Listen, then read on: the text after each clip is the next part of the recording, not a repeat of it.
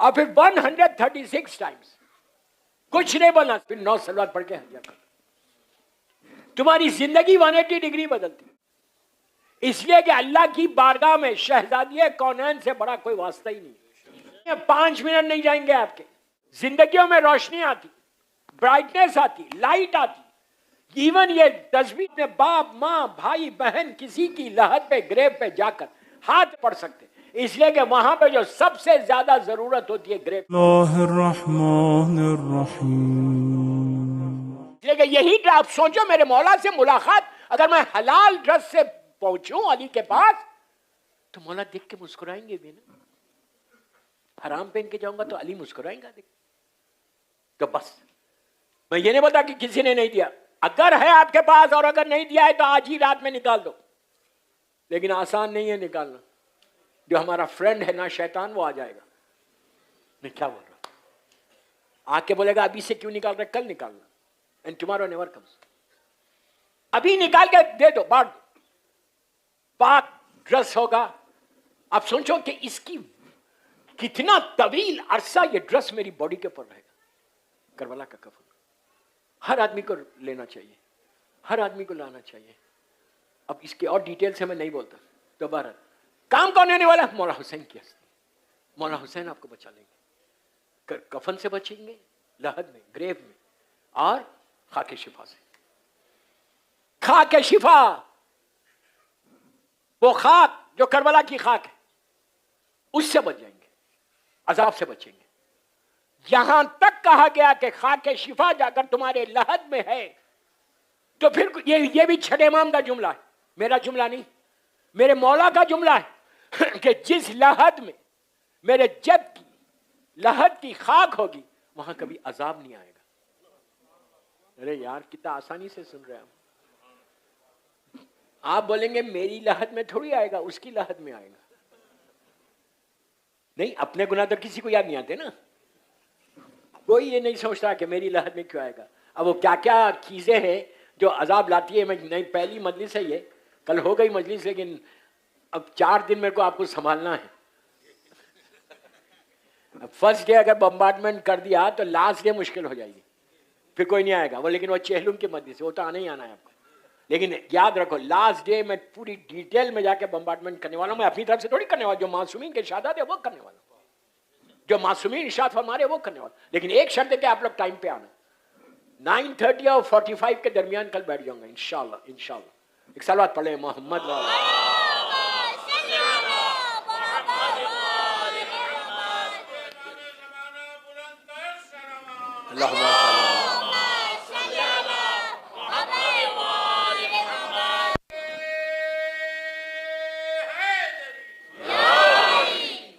دوستو already 20-25 minute نکل گئے. 1 گھنٹے کی مجلس ہے. مجھے غریب امام پہ آنا ہے. کل کی مجلس سے یہ ٹاپک مسلسل چلے گی 4 دن تک. غریب امام. میں بار بار ایک جملہ بول رہا ہوں کہ میرا مولا غریب ہے. پیسے کے لحاظ سے غریب نہیں، وہ تو زمین اور آسمان کا مالک ہے، کائنات کا مالک ہے. عالم غربت میں شہید ہونے والے کا نام ہے. مولا حسین بھی عالم غربت میں شہید ہوئے. اب اس امام کی زیارت کی امپورٹنس سنو پہلے، کہ دلوں میں وہ خواہش ہونا، دلوں میں ایک وش ہونا، ایک جذبہ ہونا کہ I have to go to امام رضا. یہ اللہ کے رسول کی حدیث ہے. میں ایک ایک جملے کا ذمہ دار ہوں جو میں بول رہا آپ کو. سرکار نے اپنے دور میں کہا کہ میرا جو 8واں وارث ہوگا، ہر وارث کے بارے میں بتایا تھا، 8واں جو وارث ہوگا توس میں خراسان میں دفن ہوگا. جو اس کی زیارت کو جائے گا 10 حج اور 10 عمرے کا ثواب ہوگا. تو راوی نے کہا یا رسول اللہ 10 حج؟ آپ نے کہا 20 حج. اس نے کہا 20؟ آپ نے کہا 30 حج. کوئی اور نہیں کہہ رہا، جس کو ابو جہل نے صادق کہا وہ رسول کہہ رہا. آپ کی امپورٹنس بتا رہا، وہ جذبہ کو پیدا کر. 100 تک گئے اور کہا کہ 100 پہ جا کے وہ راوی رکا کہ 100 حج اور 100 عمرے کا ثواب ملے گا جو میرے 8ویں وارث کی زیارت کرے گا. زیارت امام علی رضا غریب الغربا کے لیے بآواز بلند صلوات پڑھو. اللہم صلی علی محمد. اتنی اہمیت ہے زیارت کی.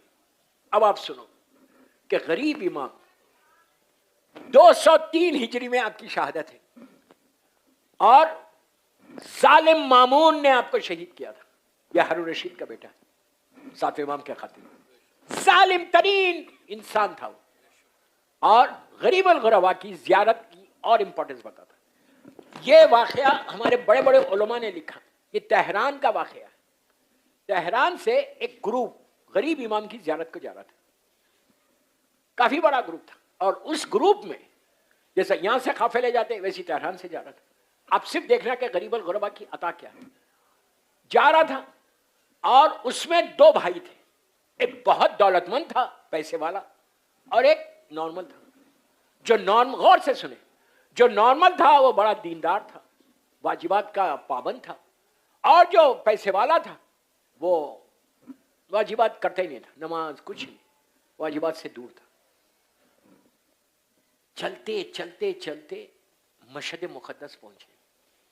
جب مشہد مقدس پہنچے تو حدود مشہد سے پہلے یہ شدید بیمار ہو گیا. پرانا زمانہ, اونٹ اور گھوڑوں. اب میں کہاں پیچھے آگے بلاؤں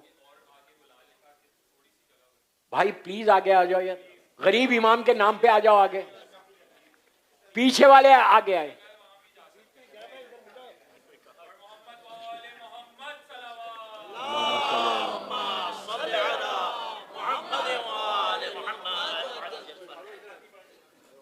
ایک اور صلوات پڑھ لیں آواز سے بولے.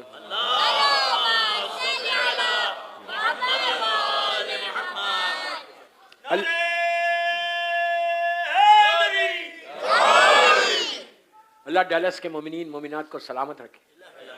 ارے میں آپ کو دعا دیا, آمین تو بولو یار. آپ سب کو خوش رکھے, صحت کے ساتھ رکھے, اور آپ کی ساری دعائیں قبول ہو جائیں, خوب مالدار بن جائے. ہاں اس پہ تو ضرور الہی آمین ہوگا. اللہ آپ کے رزق کے دروازے کھول دے.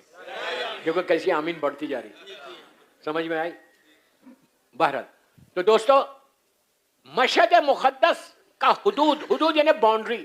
اچھا ایک چیز اور بتا دوں, ہر روزے کی, ہر امام کے روزے کی ایک باؤنڈری ہے. جیسے آپ کربلا جاتے تو وہاں پہ آپ جب آتے کربلا میں انٹر ہوتے ہو, ایک بورڈ آتا کربلا سٹارٹس ہیئر. وہ باؤنڈری نہیں ہے, وہ تو دنیا کی باؤنڈری ہے, وہ حدود نہیں ہے. ٹھیک ہے, لیکن کربلا کا حدود ہو, نجف اشرف کا ہو, کاظمین کا ہو, سامرا کا ہو, سب کا, ہر امام کے روزے کی باؤنڈری ہے. یہ حدود ہے. کیوں, اس کا مطلب کیا اس کا؟ یعنی مولا کا روزہ یہاں ہے تو ایک مثال کے طور پہ 1 ایکڑ کی ایک حدود ہے. اس کا فائدہ یہ ہے کہ وہ 1 ایکڑ کے جیسی حدود شروع ہوتا, اگر کسی پہ عذاب ہو رہا تو عذاب رک جاتا.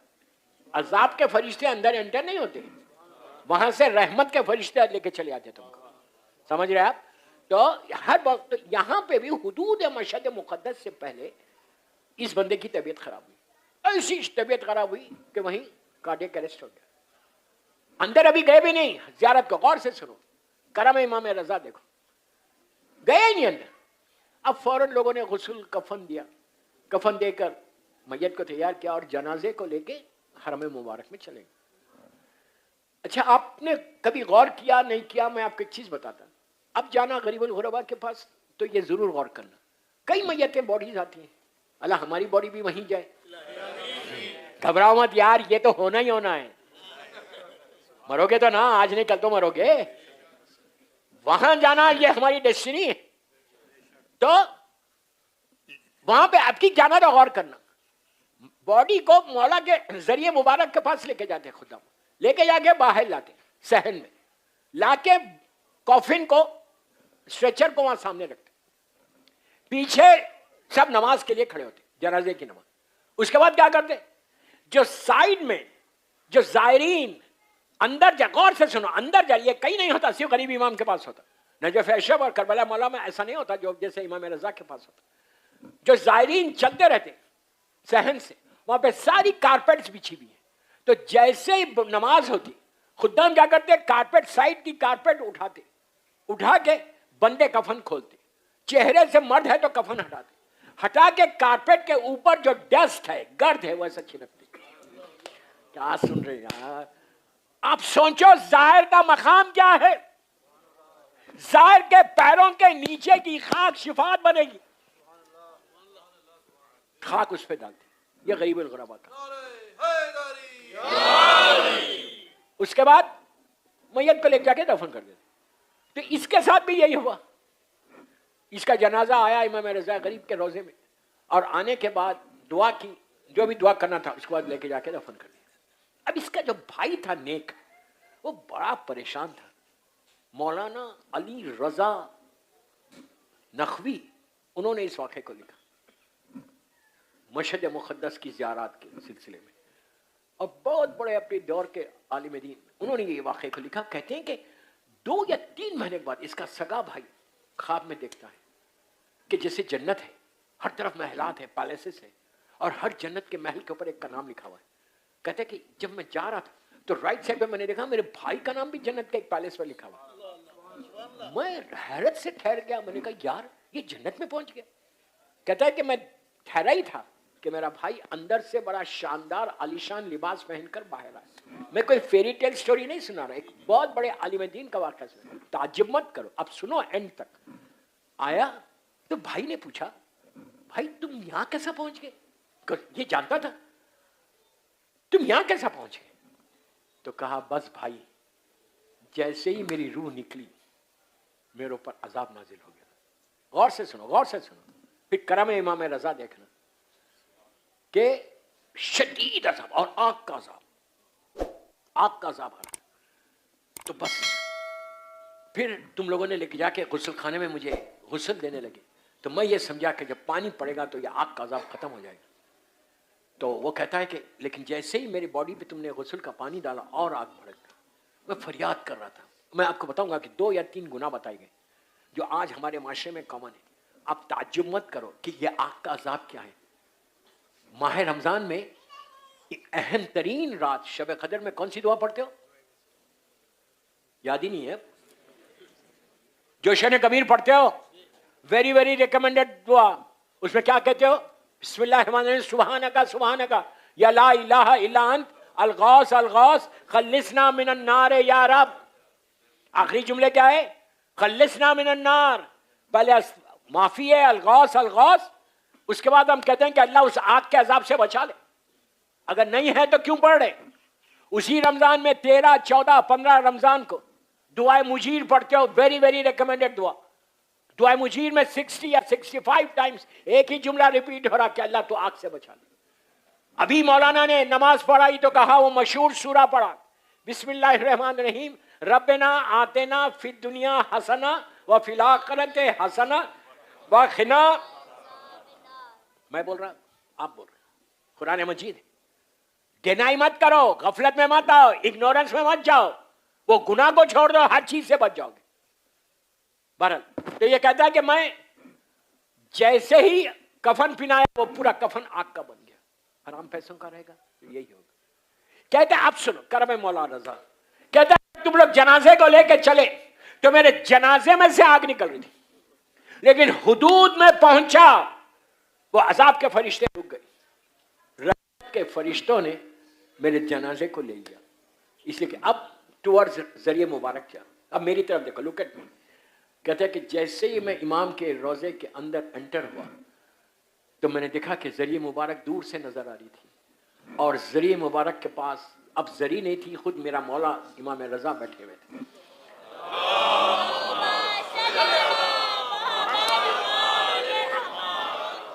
خود بیٹھے ہوئے تھے، اور جتنے زائرین سلام کر رہے تھے مولا ایک ایک کا جواب دے رہے تھے. کہتے ہیں کہ اور میں مولا کو دیکھ کے پکار رہا تھا. میری طرف دیکھو پلیز. مولا کو دیکھ کے پکار رہا تھا کہ مولا مجھے بچا لو. اب آپ کے پاس سے اب تو رک گیا عذاب، لیکن آپ کے پاس سے واپس جاؤں گا تو پھر عذاب شروع ہوگا. مولا میرے گناہوں کو معاف کر دے. مولا فارگیو می فارگیو می فارگیو می فارگیو می، مجھے معاف کر دو. یہ کہتا ہے کہ میں تڑپ کے پکار رہا تھا لیکن میرے مولا ایسا پلٹ کے بھی نہیں دیکھ رہے تھے، میری طرف دیکھ رہے نہیں تھے. میں پکار رہا تھا کہ مولا مجھے بچا لو، مولا مجھے بچا لو. کہتا ہے جیسے ہی اس کا اسٹرکچر، اس کا تابوت، اس کا جنازہ مولا کی ذریعے مبارک کے پاس گیا تو میں نے غور سے دیکھا کہ مولا کے پہلو میں ایک شخص کھڑا ہوا تھا، بزرگ. میں نے ان کو دیکھ کے کہا کہ ذرا مولا کو بولو. انہوں نے کہا کہ میں نہیں بولتا. یہ تڑپنے لگا کہ کچھ دیر کے بعد میں واپس جاؤں گا تو عذاب پھر شروع ہو جائے گا، مولا مجھے معاف کر کے بچا لو۔ اب پھر میں نے ان سے ریکویسٹ کی کہ مولا کو بولے ایک دفعہ مجھے دیکھ لو۔ تو یہ شخص نے کہا کہ جس نام سے تجھے پکارنا چاہیے، جس سے مولا ضرور دیکھیں گے تجھے، آپ کوئی نام سے بولو مولا کو مولا دیکھیں گے۔ گناہ اگر اللہ معاف کرے، ہم کو اللہ معاف کرے، اتنے گناہ اگر ہے تو ایک پرابلم ہے، نہیں تو آپ اتنے کریم ابن کریم ہیں، آپ کسی نام سے پکارو مولا دیکھتے۔ تو مولا علی کے فرزند ہیں، بیوی کے فرزند، تو کہتا ہے کہ کس نام سے پکارو؟ اب سنو پلیز غور سے سنو۔ انہوں نے پوچھا کس نام سے پکاروں غریب الغربا کو کہ وہ مجھے ایک دفعہ دیکھ لے؟ تو کہا بولو یا فرزند مظلوم بی بی زہرا۔ سن لیا؟ یا فرزند مظلوم بی بی زہرا ادرکنی، میری مدد کو۔ کہتا ہے کہ جیسے ہی میں نے بیوی کے رشتے سے ان کو پکارا، میرا غریب امام پلٹ کر دیکھ کر کہتا ہے تو نے میری دادی کے رشتے سے مجھے پکارا؟ کیا چاہتا ہے؟ جس نے کہا مولا مجھے معاف کر دو اور مجھے بچا لو اس وقت۔ یہ اپنے بھائی کو سنا رہا واقعہ۔ امام نے کہا جا تجھے میری دادی کے نام پہ میں نے معاف کیا۔ دوستو ہر امام کے لیے یہ ہے، ایون زمانے کے امام کی جو تسبیح ہے، میں ممبر سے بول رہا، سٹی آف نالج میں عشر اربعین میں بول رہا، آپ ٹرائی کرو، 5 دن میں ہوں ابھی انشاءاللہ۔ اگر آپ امام زمانہ کو بھی چاہتے ہیں کہ آپ پکارے مولا کو اور مولا آپ کی طرف متوجہ ہو جائے، ہمیشہ ہوتے، لیکن اس نام سے پکارو گے تو تمہارے حالات جلدی سے نہیں۔ یا فرزند مظلوم بی بی زہرا ادرکی۔ امام کہتے ہیں کہ تو نے میری دادی کے رشتے سے مجھے آواز دی۔ ہر معصوم کو یہ کہا گیا کہ اگر شہزادی کونین مظلوم بی بی کے رشتے سے کوئی پکارے، اللہ اس کے حاجات کو پورا کرتا، بی بی کی مدد ہوتی۔ تو آپ نے غور کیا کہ غریب امام کی شفاعت سے اس کو کیا درجہ مل گیا؟ تو آج اسی امام کی شہادت کی تاریخ ہے۔ میں یہ ابھی مصاحب پہ نہیں آیا، میں آپ کو صرف بتا رہا کہ زیارت امام رضا کی تمنا کرو۔ میں یہ نہیں بولا کہ کربلا ہر معصوم کی زیارت کی تمنا، لیکن ڈو سم تھنگ فار امام رضا۔ غریب الغربا یہ وہ کریم ابن کریم آقا ہے کہ جس کو وطن سے ہزاروں میل دور ایسے موقع پر ظالم مامون نے گرفتار کر کے وہاں پہنچایا تھا۔ آپ کا ایک لقب ضامن امام بھی ہے، امام ضامن بھی کہتے ہیں غریب امام کو۔ اور اگر امام کے نام کی کوئی تعویذ ہاتھ پہ بندھی رہی تو وہ حالات پریشانیوں سے بچ جاتا۔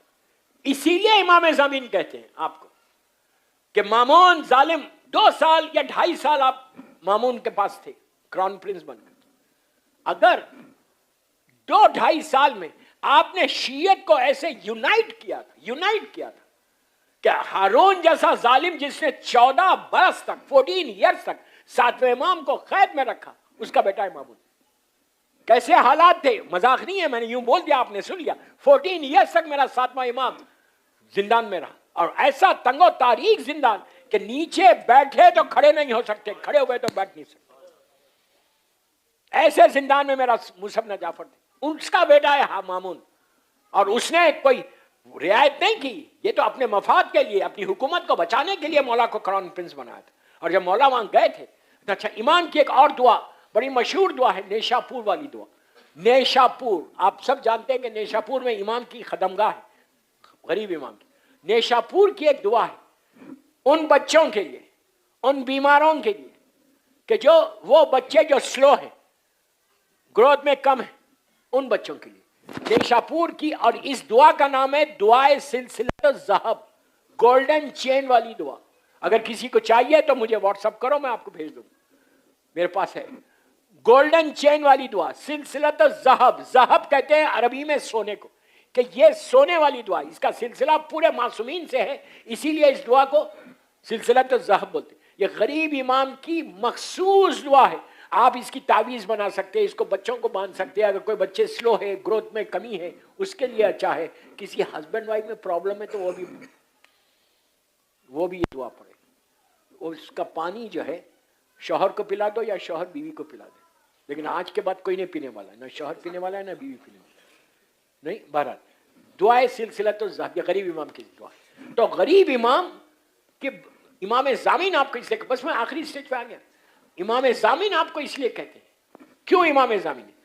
مولا جب کراؤن پرنس تھے اس وقت مامون رشید ظالم نے دربار میں اعلان کیا کہ بلاؤ امام علی رضا. میں بول رہا امام علی رضا, اس نے تو مولا کا نام لیا, کہا بلاؤ میں ان کو قتل کر دوں گا. نیام سے تلوار نکال کے سامنے رکھ دی, جب آئیں گے میں ان کو قتل کر دوں گا.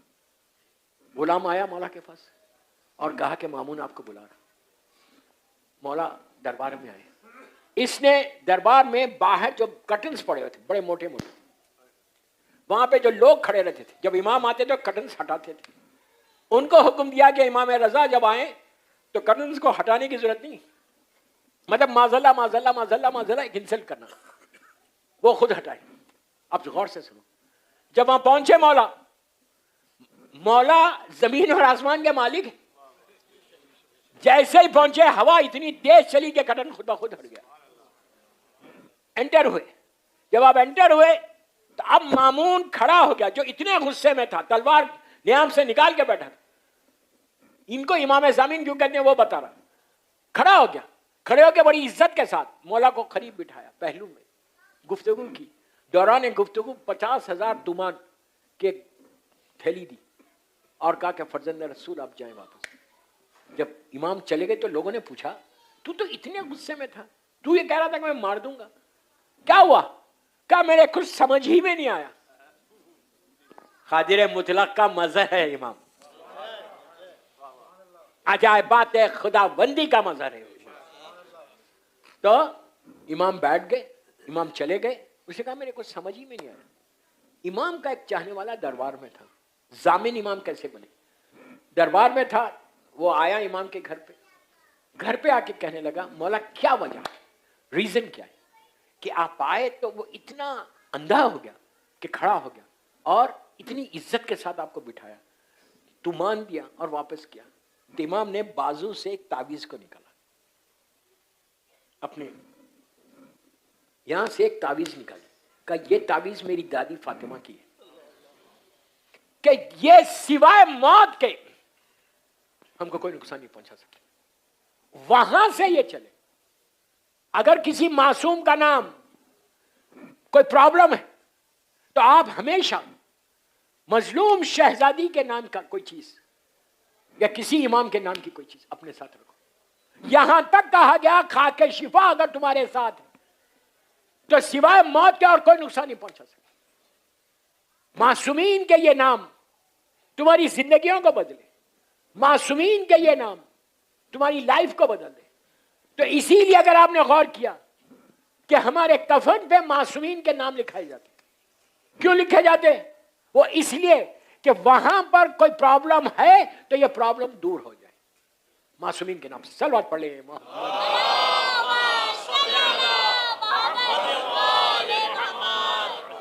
ایک اور پڑھ لیں بابا سے بلند.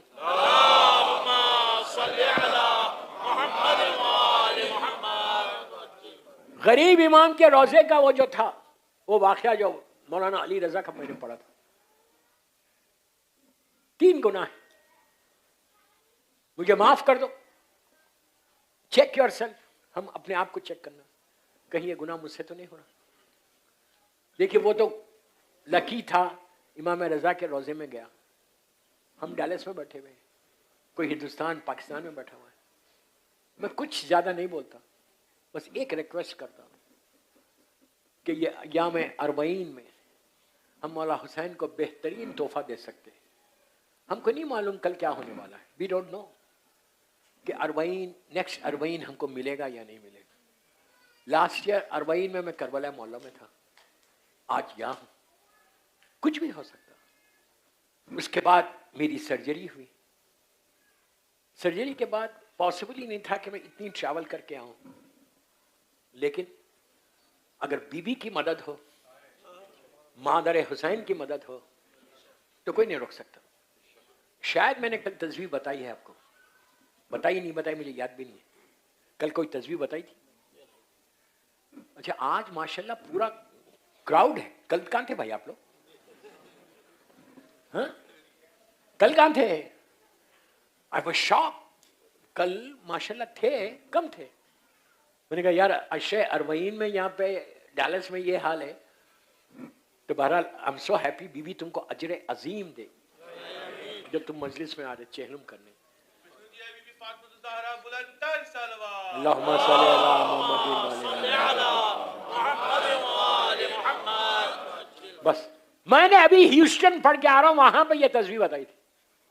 آج جو میں کھڑا ہوا تھوڑی گھٹنوں میں ویکنس آئی, فزیوتھراپی ہو رہی, انشاءاللہ اٹ ول بی اوکے انشاءاللہ. سب بیماروں کی شفا کے لیے ایک باواز بلند صلوات پڑھو. اللہم صلی علی محمد.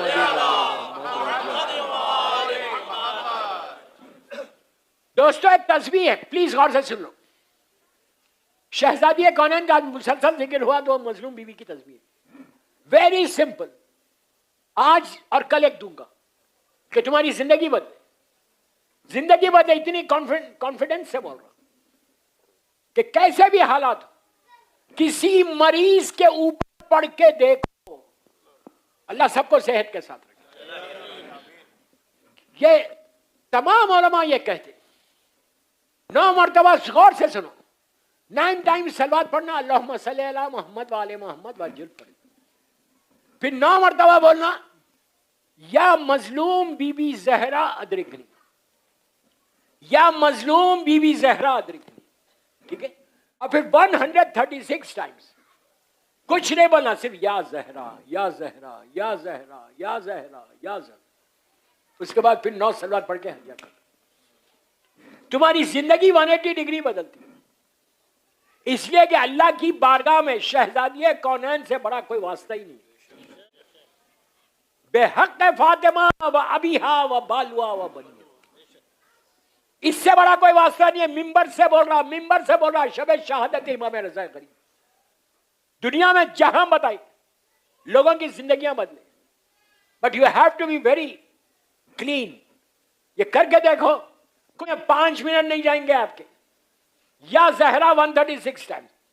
زندگیوں میں روشنی آتی, برائٹنس آتی, لائٹ آتی. ایون یہ تسبیح تم اپنے باپ ماں بھائی بہن کسی کی لحد پہ گریو پہ جا کر ہاتھ رکھ کے پڑھ سکتے, اس لیے کہ وہاں پہ جو سب سے زیادہ ضرورت ہوتی ہے گریو وہ روشنی کی ہے, اور مظلوم بیوی کے یہ نام سے روشنی آتا ہو. یا زہرا 136 ٹائمز بولو. اس کے بعد دیکھو کہ کرم مولا حسین کیا ہوتا ہے. صلوات پڑھ لیں محمد.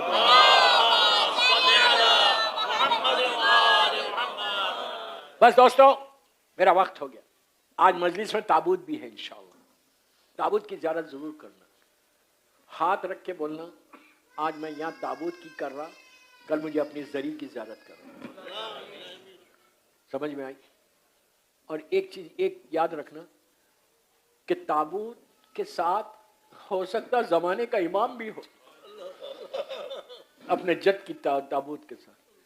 غریب الغربا کی 3 شہادت کی تاریخیں ہیں. سب کانٹیننٹ میں انڈیا پاکستان میں 17 سفر ہے, کل کی تاریخ ہے.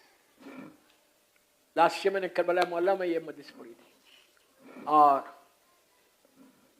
مشہد مقدس میں اسی سفر کی آخری تاریخ 29 کو مولا کے روزے میں شہادت مانی جاتی ہے.